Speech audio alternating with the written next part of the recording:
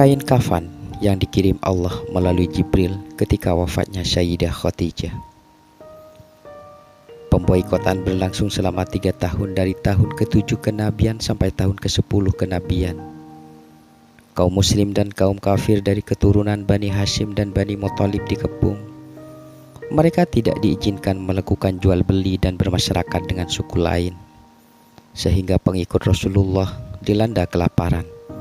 Akan tetapi mereka penuh sabar, pengorbanan dan keteguhan dalam menghadapi kaum Quraisy, dan Sayyidah Khadijah mengorbankan seluruh harta bendanya untuk membela perjuangan Rasulullah Shallallahu Alaihi Wasallam. Maka Rasulullah dan sang istrinya pulang ke Mekah. Sesampai di rumah yang telah lama mereka tinggalkan, Sayyidah Khadijah merasakan rasa sakit di sekujur tubuhnya. Sayyidah Khadijah merasakan kelelahan yang sangat luar biasa, hingga tubuhnya tidak bisa bergerak dan harus berbaring di tempat tidur. Sebab di usia 60 tahun lebih, diri Khadijah tidak lagi sekuat saat masih muda. Namun Rasulullah Shallallahu Alaihi Wasallam adalah sosok suami yang penuh ketulusan dan kesetiaan merawat dan menemani sang istri tercintanya. Suatu ketika dalam sakitnya, Sayyidatul Khadijah berkata pada suaminya, yaitu Rasulullah, "Ya Rasulullah, aku memohon maaf padamu kalau aku sebagai istrimu belum berbakti padamu. Jauh dari itu wahai Khadijah, engkau telah mendukung dakwah Islam sepenuhnya," jawab Rasulullah Shallallahu Alaihi Wasallam.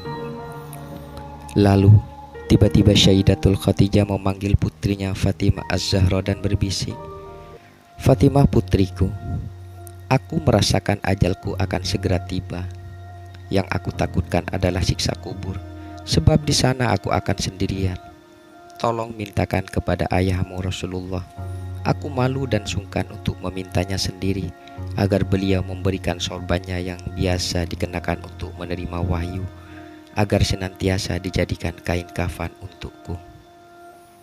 Fatimah Az-Zahra mendengar hal itu, tiba-tiba air matanya menetes, sebab ia tidak ingin berpisah dengan ibu tercintanya. Rasulullah Shallallahu Alaihi Wasallam pun mendengar perkataan istrinya dengan putrinya. Lalu Rasulullah Shallallahu Alaihi Wasallam berkata, "Wahai Khadijah, janganlah engkau khawatir dengan hal itu, sebab Allah menitipkan salam padamu dan telah dipersiapkan tempatmu di sorga." Rasulullah Shallallahu Alaihi Wasallam hampir tidak pernah meninggalkan istrinya kecuali saat tiba waktu sholat. Selang 3 hari berlalu, Siti Khadijah menyerahkan nyawa sucinya ke hadirat Allah Subhanahu wa Ta'ala dalam penuh keridhaan dan diridhoi di pangkuan suami tercintanya. Rasulullah Shallallahu Alaihi Wasallam mendekap erat Khadijatul Kubra dengan perasaan yang amat sedih. Rasulullah Shallallahu Alaihi Wasallam pun meneteskan air matanya, dan begitu juga Fatimah Az-Zahra serta orang-orang terdekatnya. Rasulullah Shallallahu Alaihi Wasallam sangat merasa kehilangan seorang istri yang selalu setia dan ikhlas mendampingi dan mendukungnya dalam setiap langkahnya untuk berdakwah menyebarkan Islam. Baik dalam keadaan apapun, ia selalu ada di sisi Rasulullah, penuh cinta dan kasih sayang. Sambil mendekap istri tercintanya yang sudah tak bernafas lagi, Rasulullah Shallallahu Alaihi Wasallam seraya bersabda, "Wahai Khadijah, istriku tersayang, aku tidak akan pernah mendapatkan istri seperti dirimu. Pengabdianmu kepada Islam dan juga pada diriku sungguh sangatlah luar biasa. Engkau adalah wanita istimewa bagi Islam. Allah Subhanahu wa Ta'ala Maha mengetahui segala amalan tulusmu. Semua hartamu telah engkau hibahkan untuk Islam. Semua kaum muslimin di Mekah juga ikut menikmatinya, dan semua pakaian kaum muslimin dan pakaianku ini juga darimu. Tapi kenapa permohonan terakhirmu sangat kecil padaku? Engkau hanya memohon selembar sorban padaku." Rasulullah Shallallahu Alaihi Wasallam bertambah sedih. Air matanya terus menetes mengenang jasa-jasa istrinya semasa masih hidup ikut dalam memperjuangkan Islam.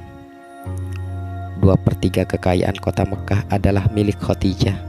Akan tetapi ketika hendak Khadijah menjelang wafat, tidak ada kain kafan yang bisa digunakan untuk menutupi jasadnya. Bahkan Pakaian yang digunakan Khadijah ketika wafat adalah pakaian yang sudah sangat kumuh dengan 83 tambalan, di antaranya dengan tambalan kulit kayu. Dengan melihat hal itu, Rasulullah SAW seraya berdoa pada Allah Subhanahu wa Ta'ala, "Ya Allah, ya ilahi Rabbi, limpahkanlah rahmatmu pada Khadijahku yang selalu setia membantuku dalam menegakkan Islam, mempercayaiku ketika orang lain menentangku, menyenangkanku di saat orang lain menyusahkanku, menenangkan dan menenteramkanku saat orang lain membuatku gelisah. Wahai Khadijahku tersayang, engkau meninggalkanku sendirian dalam perjuanganku. Siapa lagi nanti yang akan membantuku?" Tiba-tiba Sayyidina Ali berkata, "Akulah ya Rasulullah yang akan membantumu." Khadijatul Kubra selain sebagai istri tercintanya, beliau juga seorang yang mengorbankan jiwa raganya dan seluruh harta bendanya demi mendukung dakwah Rasulullah SAW. Ketika itu, malaikat Jibril turun dari langit dengan mengucap salam dan membawa 5 kain kafan. "Assalamualaikum ya Rasulullah." Jibril panggil salam.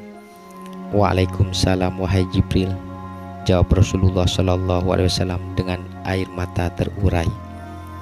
Kemudian Rasulullah SAW bertanya pada Jibril, "Untuk siapakah kain kafan itu wahai Jibril?" Jibril menjawab, "Kafan ini untuk Khadijatul Kubra, untuk engkau ya Rasulullah, untuk Fatimah Az-Zahra, Ali dan Hasan." Kemudian Jibril berhenti berkata dan Jibril pun menangis. Rasulullah SAW bertanya pada Jibril, "Kenapa ya Jibril? Kenapa engkau menangis?" Jibril menjawab, "Cucumu yang satu Husain, putra Sayyidina Ali radhiyallahu anhu, tidak memiliki kain kafan. Dia akan dibantai, dipenggal lehernya dan tergeletak tanpa kain kafan dan juga tidak dimandikan." Khadijah wafat pada bulan Ramadan tahun ke-10 dari kenabian dan setelah 3 hari dari wafatnya Abu Thalib. Rasulullah SAW sendiri yang melaksanakan pemakaman istrinya dengan kedua tangannya. Beliau yang mulia di pemakaman Al-Hujun ketika wafat dalam usia 64 tahun. Setelah kematian sang istri dan paman tercintanya, Rasulullah SAW sangatlah merasa sendirian yang dirundung kesedihan ditinggal oleh orang-orang yang beliau sayangi. Maka Rasulullah SAW menyebut tahun meninggalnya Khadijah sebagai tahun duka cita atau tahun kesedihan. Dan Rasulullah SAW bersabda, "Dialah salah satu wanita penghulu surga dan sebaik-baik wanita di bumi." Sehabis pemakaman Khadijatul Kubra di hadapan para sahabat Rasulullah SAW penuh kesedihan sambil menggores 4 buah garis ke pasir dengan cabang pohon kurma seraya bersabda, "Tahukah kalian apa arti 4 garis ini?" tanya Rasulullah SAW. Para sahabat pun menjawab, "Rasul Allah pasti tahu yang sebenarnya." Rasulullah SAW bersabda, "Para wanita penghuni surga setelah Maryam adalah Fatimah binti Muhammad, Khadijah binti Khawalid, dan Asyiah istri Fir'aun, putri Muzahim."